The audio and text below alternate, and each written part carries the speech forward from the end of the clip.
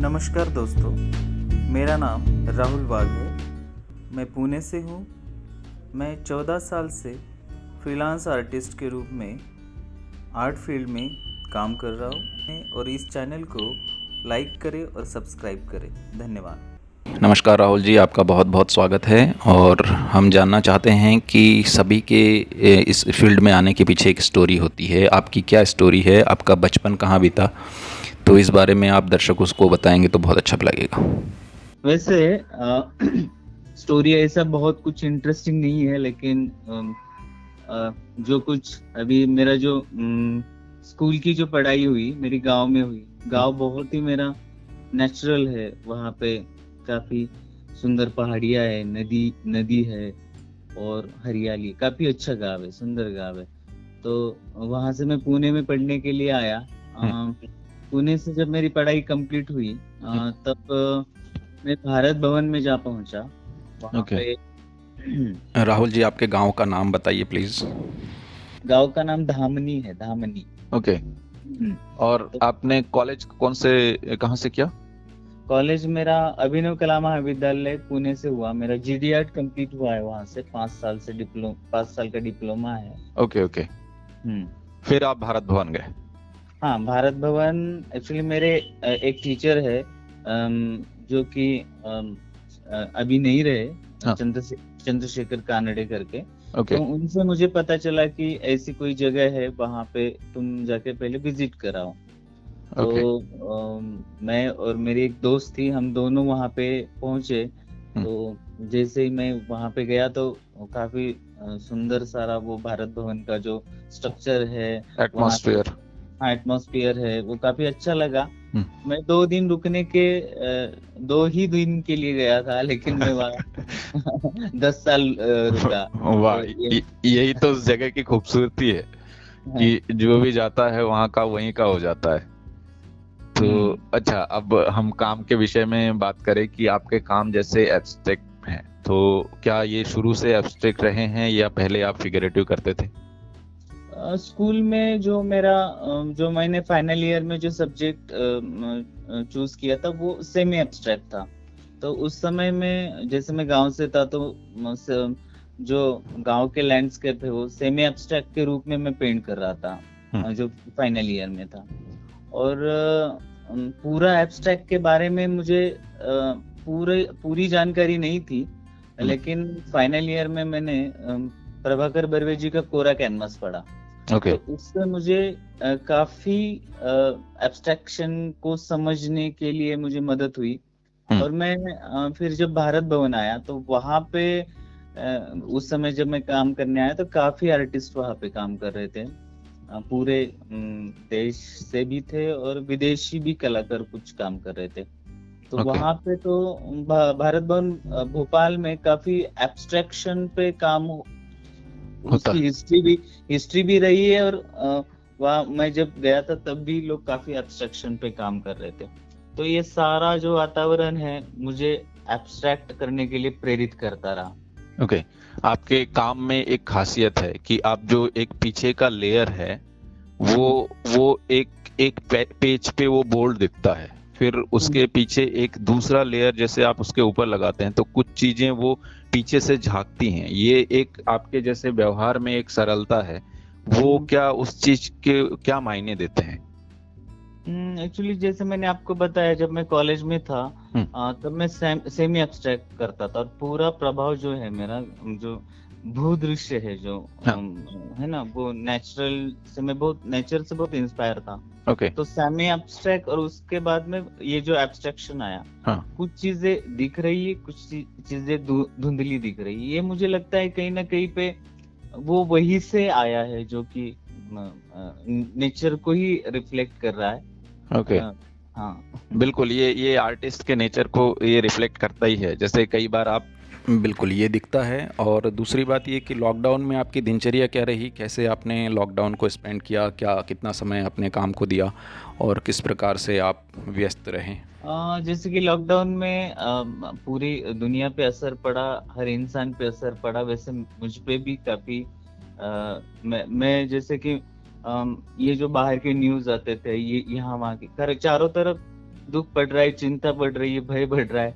और बिल्कुल। ऐसे समय में ऐसे समय तो हम कलाकार है, संवेदनक्षम है, तो हमें तो अ, ये नहीं कि हम बाहर की तरफ ज्यादा देखें। बाहर की तरफ ज्यादा देखने की वजह से हम और डिस्टर्ब हो जाएंगे। हमें बिल्कुल। थोड़ा अंतर्मुख होने की जरूरत है, ऐसी मुझे महसूसता हुई। थोड़ा सा मेरा स्पिरिचुअलिटी की तरफ रुझान होने के कारण मैं मेडिटेशन की प्रैक्टिस करने लगा।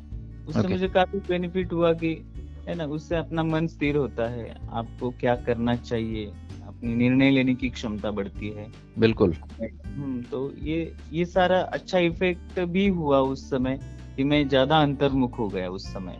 अच्छा, तो नए आर्टिस्ट जो हैं और स्टूडेंट हैं उनको लिए आप क्या बोलना चाहेंगे? उनके लिए कुछ बताइए। अभी जैसे कि नए स्टूडेंट है, नए नए कलाकार है, मैं यही कहना चाह रहा हूँ कि आप जो भी कार्य कर रहे हैं, जो भी फील्ड में आपने चुना है, भले चित्र है, शिल्प है, नाटक है, संगीत है, जो भी क्षेत्र के आप कलाकार हो, वो उसको आपको बड़े लगन से करना है, या आपको उस पे निश्चय भी बहुत जरूरी है।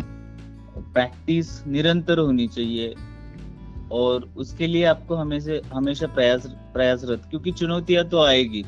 आप देख रहे दिन ब दिन समस्या बढ़ती जा रही है, लेकिन ऐसे समय में भी आपको मन को स्थिर करके उन अपने लक्ष्यों को निर्धारित करना बहुत जरूरी है। बिल्कुल।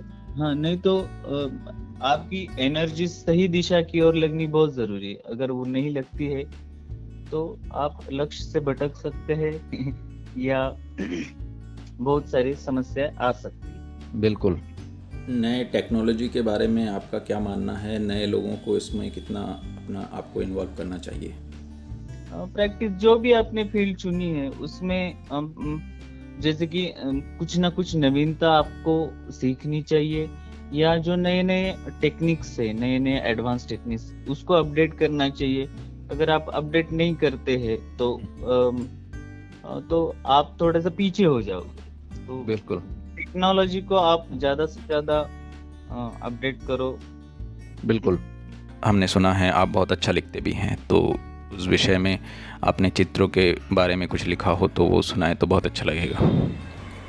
मुझे ऐसा लगता है कि जो अच्छा चित्र होता है वह अपनी सुगंध खुद ही चारों ओर फैलाता है। मेरे चित्र अमूर्तन प्रकार के हैं, तो मैं ऐसे नहीं कह सकता कि हर चित्र की एक अलग स्टोरी है या हर चित्र का कोई एक अलग विचार होता है।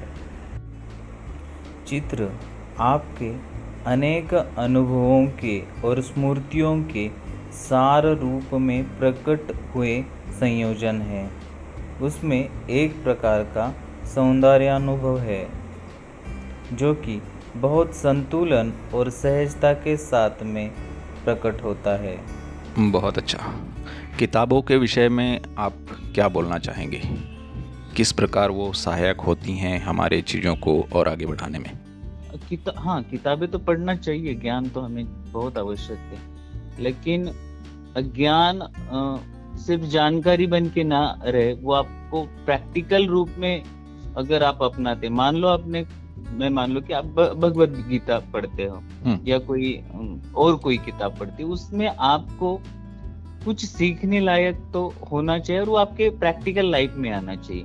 सिर्फ पढ़ने से कुछ नहीं होगा, है ना। आप कहोगे कि मैंने 100 किताबें पढ़ी, लेकिन आपका जीवन कुछ और है, तो उस पढ़ने का कोई भी मतलब नहीं है, ऐसे मुझे लग रहा है। आप कम पढ़ो और आपके जीवन में वो धारण करो, तो ही हमें, मुझे ऐसे लगता है कि वो पढ़ना सार्थक है।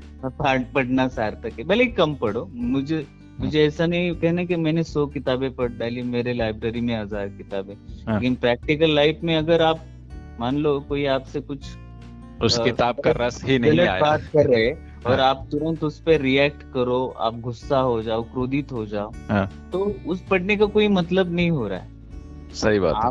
हाँ, तो आपको जो है उन मूल्यों को धारण करना पड़ेगा जो सिर्फ किताबों से नहीं आती। बिल्कुल, आपके बुद्धि विवेक के अनुसार ही आपको इन सारी चीजों का रिप्लाई करना चाहिए। तो हम इस बात को यहीं समाप्त करते हैं आज। हम आने वाले समय में, है ना, लाइव के ज़रिए आपका स्टूडियो ज़रूर विज़िट करेंगे। बहुत बहुत धन्यवाद राहुल जी आपका।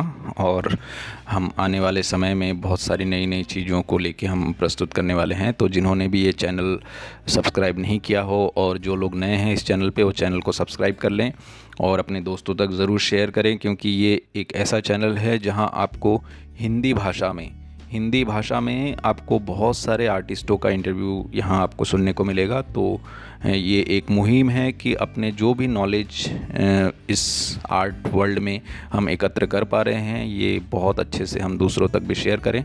तो बहुत बहुत धन्यवाद आप सभी का।